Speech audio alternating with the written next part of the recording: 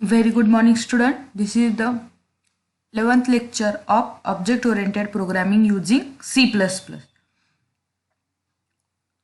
In the last session we have discussed the looping statement, okay, which is the part of a control structure.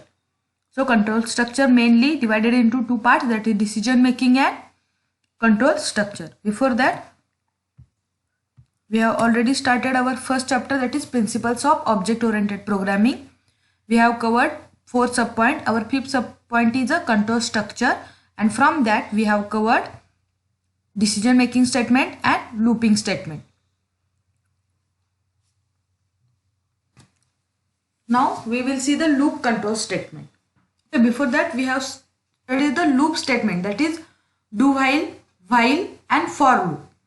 Again, to control this loop we require some control statement, that is a loop control statement. Loop control statement change execution from its normal sequence. When execution leaves a scope, all automatic objects that were created in that scope are destroyed. Means what? Suppose we are using the switch statement. Okay, we have already studied the switch statement. In switch statement, what is there? There is one condition. After that there are some number of cases, okay, like case 1, case 2.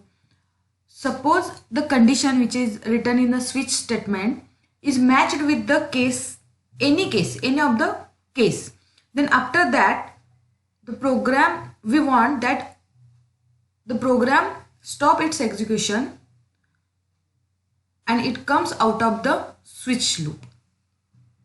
Okay, and suppose if we return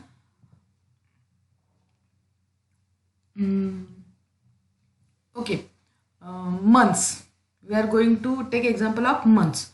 If user entered 5, means it will the switch statement will display the May, month is May. Suppose user entered 1, then it will show the January. Okay, so in that case, if student or any user entered 3, then what will be the output? March. But if we don't write the break statement, it will execute March, April, May up to last case. Why? Because it automatically compared all these case with the condition. Okay, so in that case we require the break statement. Like that, suppose we are going to displaying the value even numbers from 1 to 100. In that case, suppose I don't want the 50 value, okay, that 50 number or 54 number, we don't require the 54 number. In that case we can skip this particular statement by using this control statement. So there are 3 control statement, loop control statement, that is break statement, continue statement and go to statement. First is a break statement. Let us see. It terminates the loop or switch statement and transfer execution to the statement immediately following the loop or switch. Means what? Break statement is used to terminate the loop or come out of the switch statement. Okay, just we saw the example. Next is the continue statement. It causes the loop to skip the remainder of its body and immediately retains its condition prior to reiterating. Means what? Like that. Suppose I don't require the 6 as a even number, so it will skip this particular statement and it again check the condition with taking the value 8. It skip the 6th number from the execution. Next is a go to statement. It transfer control to the label statement. Through it is not advised to use go to statement in your program. Though it is not advised to go to statement in your program. Now we will see first break statement. Here the break statement has the following 2 usage in C++. First, when the break statement is encountered inside a loop, the loop is immediately terminated and program control resume at the next statement following the loop. It can be used to terminate a case in the switch statement. If we are using nested loop, that is one loop inside another loop means nested. The break statement will stop the execution of the innermost loop and start executing the next line of code after the block. See here, there are two usages of the break statement. First, when break statement is encountered, loops immediately terminate. Means suppose you are writing break statement in a while loop, when break is encountered means what? When program flow comes at the break statement, it will immediately stop this loop and it comes out of the loop. And in the switch statement, when break is encountered, that switch the program flow comes out of the switch statement.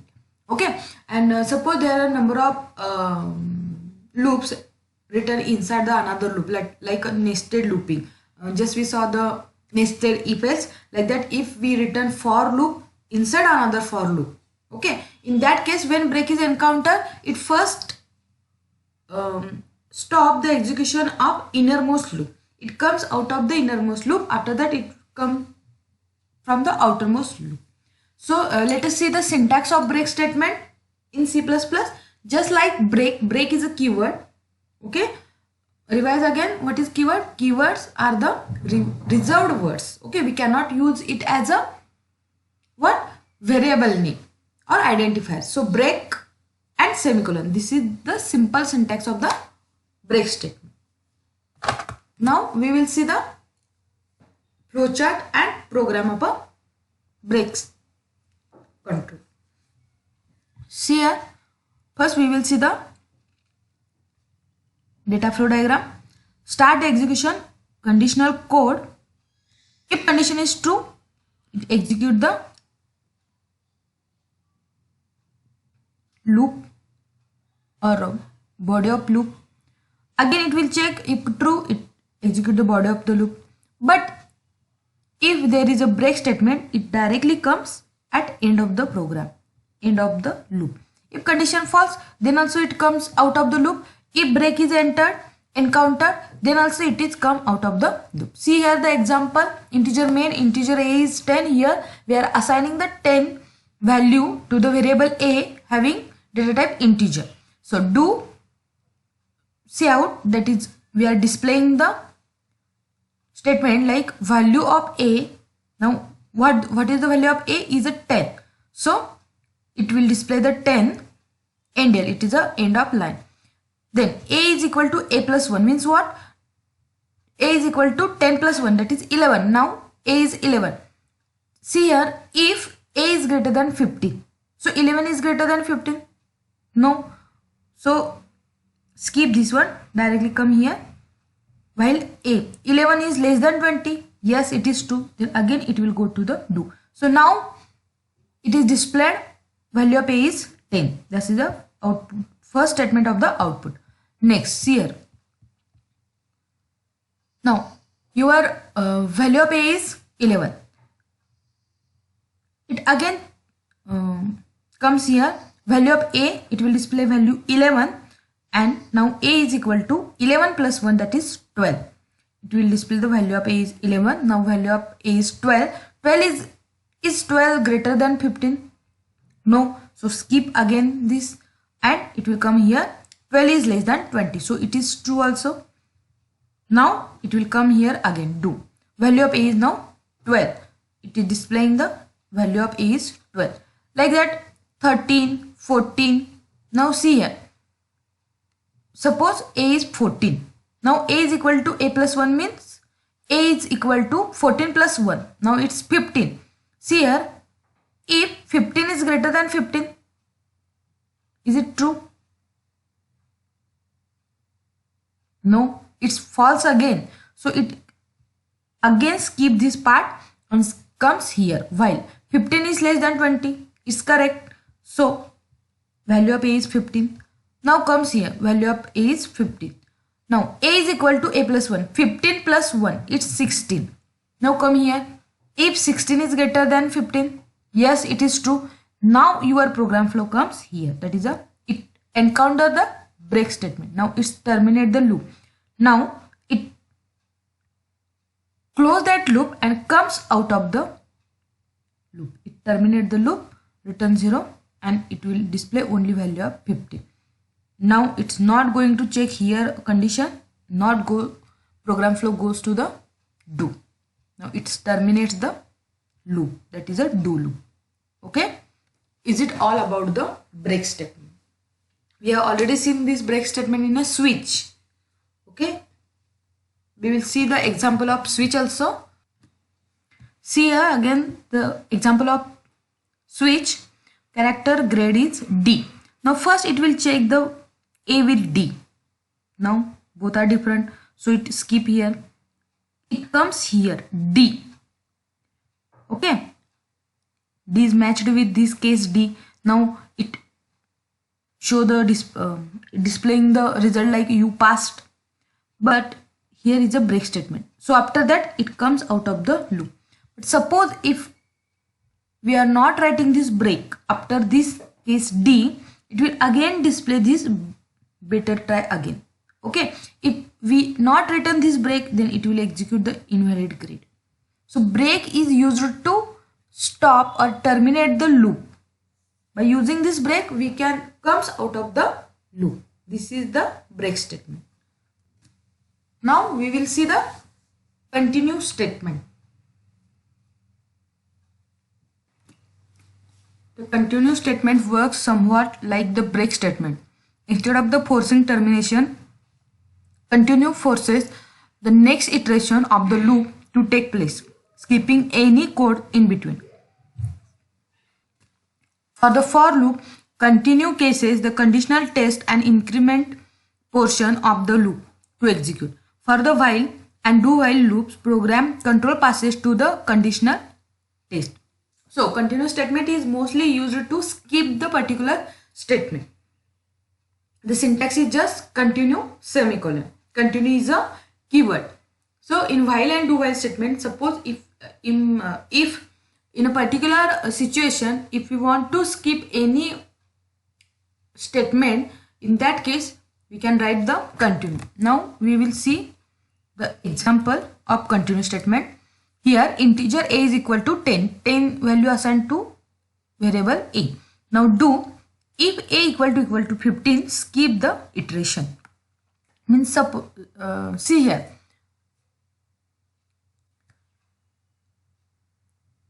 A is equal to 10 and here while a is less than 18, the condition is less than 18, means we have to print the number from 10 to 17, and in that we want to skip the 15 number. Okay, so do if a equal to 15, skip the iteration, a equal to a plus 1, continue. See out value of a is a and here a equal to a plus 1 while a is less than 18. So a equal to 10, it will go here. So 10 equal to 15, no it's not, so it comes here, value of a is 10, it will display value of a is 10. Next a equal to 10 plus 1 is 11. Now see here 11 is less than 18, so condition is true. 11 is less than 18, condition is true. Then again it will go here do. Again it check 11 equal to 15, so it also wrong or false statement. So come here, value of a is 11, so here displaying value of a is 11. Now a equal to 11 plus 1 12.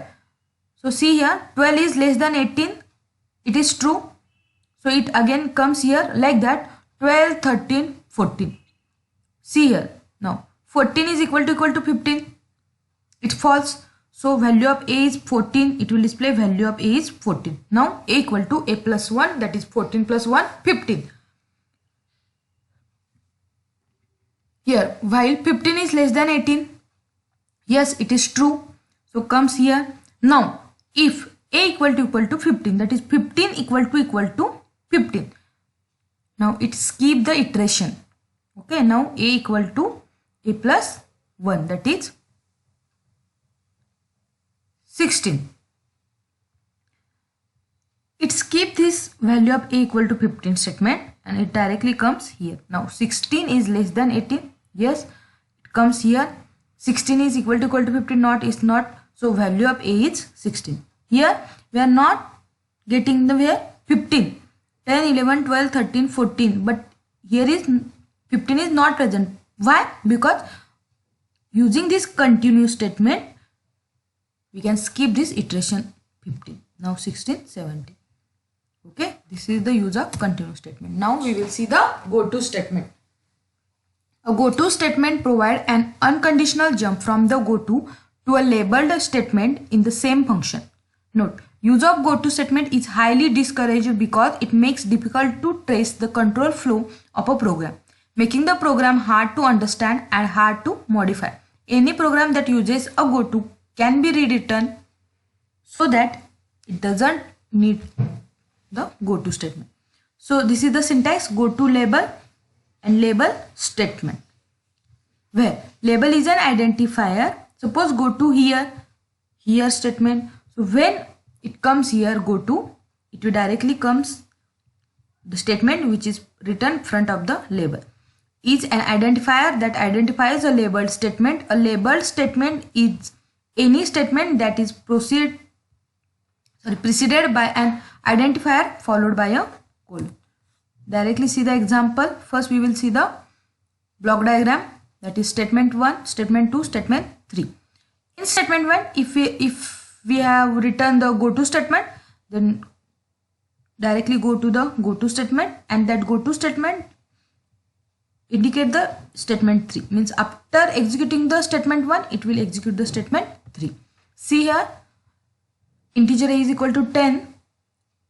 Here do loop do. If a equal to 15, a is equal to a plus 1, go to loop. But now a is not equal to 15, so it come here, value of a is 10. Now like that 11, 12, 13, 14, 15. Now see here, if a equal to 15 means 15 equal to 15, it's true.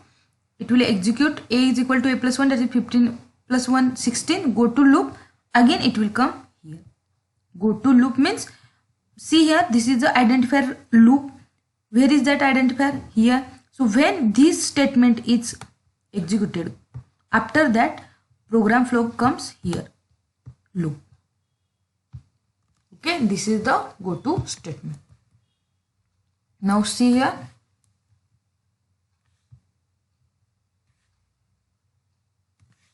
ten, 11, 12, 13, 14, 15 is missing, 16, 17, 18, 19. Why? Because in the 15 it skip this looping, it directly go to the again here. So 15 is missing in this statement. Output of the above program. This is all about the loop control structure. First we have seen the break statement, continue statement, and last is a go to statement. Now we will start the sixth sub point, that is, see here, the learning outcome of this session, that is sixth point, is you will be able to explain scope resolution operator and memory management operator. These are the two main operators which are not present in a C language but in a CPP language, but present in a CPP language. See the content. 1.6 is the sixth point, second last point of first chapter, scope resolution operator and memory management operator. So without wasting any time, we will see the scope resolution operator. The double colon, see here, this is the double colon. The scope resolution operator is used to get hidden names due to variable scope so that we can still use them. The scope resolution operator can be used as both unary and binary. We can use the unary scope operator if a namespace scope or global scope name is hidden by a particular declaration of an equivalent name during a block or class. So don't make any confusion. Simply scope resolution operator is a operator which is used to access the variable which are hidden. Okay, just see the example here. Include main. This is a global variable. Character a m is a global variable. Why it is global variable? Because it is written or declared out of the main function. So character a is m, static integer b is equal to 50. Now again character a is, yes, see here, this character a is a global variable and this is a local variable. Local variable means what? Which is written inside any function, and global means which is declared out of all the functions. So here a is m and here a is s. So see here, static variable here written scope resolution operator, that is double colon and b, means what? B is not here, so b is where? Is a global variable. So b, it will display the static variable value 50. Why 50? Because b has the value 50 and we require the scope resolution operator. Why scope resolution operator? Because the scope of b is global, which is declared out of the main function. So here we require the scope resolution operator. Now see here, both variables are a, character a and character a. But see here, the local variable, we are displaying the local variable, that is a. We write here only a. Now what is the value of a is s. So it is showing s because we are not using the scope resolution operator here. But in the next in the next line, it requires the scope resolution operator. Why? Because this scope resolution operator and a, this a is a global variable, not a local variable. Scope resolution operator means what? Which is hidden from this function. It is out of the function. So is m. Here output is global variable is m. See here the difference. A is a local variable, so directly written a and it gives the value s.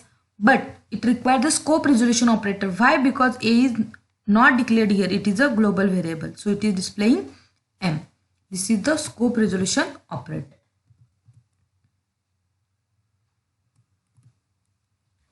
Now next is a memory management. There are two types of memory management operators in C++, that is new and delete. These two memory management operators are used for allocating and freeing memory blocks in efficient and convenient way. So memory management operator. Memory management means what? To allocating and deallocating the memory. In the C language there is no need of there is no new and delete operators which are used for the memory management, but there are two operators. We can call it as a function, that is calloc and malloc, that is calloc and malloc, which is used to allocate the memory. But in C++ there are two operators for the memory management, that is new, which is used to create or allocate the memory, and delete, which is deallocate the memory. So see one by one. First, new operator. The new operator in C++ is used for dynamic storage allocation. Okay, so dynamic storage allocation means what? At the time of execution. Static means what? At the time of compiling. Okay, dynamic storage allocation. This operator can be used to create object of any type. See here, general syntax of new operator in C++. See here.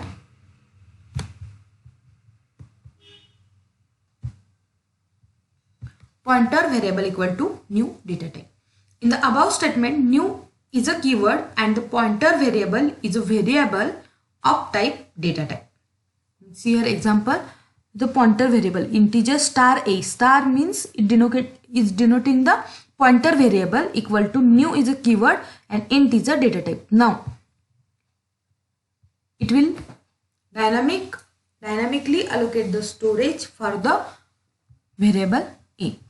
Again we can write it star a equal to 20, that is 20 value is stored into the a, or integer star a equal to new integer 20. In the above example, the new operator allocates sufficient memory, that is 4 byte, to hold the object of a data type integer and returns a pointer to its starting point.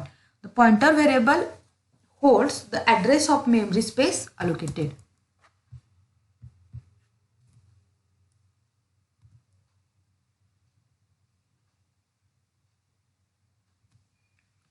Now delete operator. The delete operator in C++ is used for releasing memory space when the object is no longer needed. Why new operator is required? Suppose at the at the time of execution, if we require the storage allocation, we require the new operator. What is the function of new operator? New operator dynamically allocate the memory. So see here, when we write integer star a equal to new int, or if we return integer star a equal to new integer, in this case, the compiler allocate, when new is encountered, compiler allocate sufficient memory to hold the integer data. That is, integer required 4 bytes. So in that case, compiler allocate 4 bytes. Okay, this is a new operator. And delete operator is just opposite of the new operator, which is used to release the memory space when the object is no longer needed. Once a new operator is used, it is efficient to use the corresponding delete operator for release of memory. When we use new operator, by using the new operator, we are allocate the memory space for the particular variable, and by using the delete operator, we can delete that particular or release or free that memory. General syntax of this operator is here: delete pointer variable. Sorry. Here integer star a equal to new integer. Here new integer is used. The example of both new integer and new operator and delete operator is here. Integer star a equal to new integer. Here a is the pointer variable and we are creating the memory space new int. A is equal to 100. Now this a contain 100. 100 value is stored into the a. Now output, the output is a equal to star a, that is a 100. Now memory releasing using delete operator is delete a. Now by using the integer star a equal to new int, it allocate the memory space, and using the delete a, it will deallocate the memory space. Here the output is a equal to 100. Why? Because 100 is stored into the a. In the above program, the statement integer star a equal to new a holds the memory space in memory for storing an integer data type, and delete is used to delete the memory which is held by the variable a. This is all about the new and delete operator.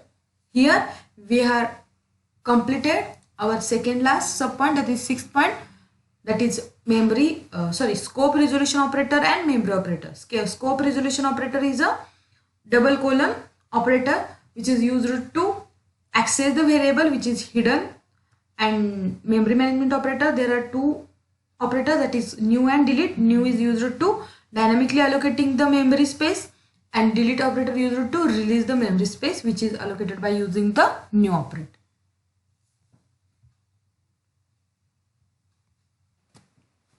So after this we have completed the 6th subpoint. In the next session we will see the 7th and last subpoint of this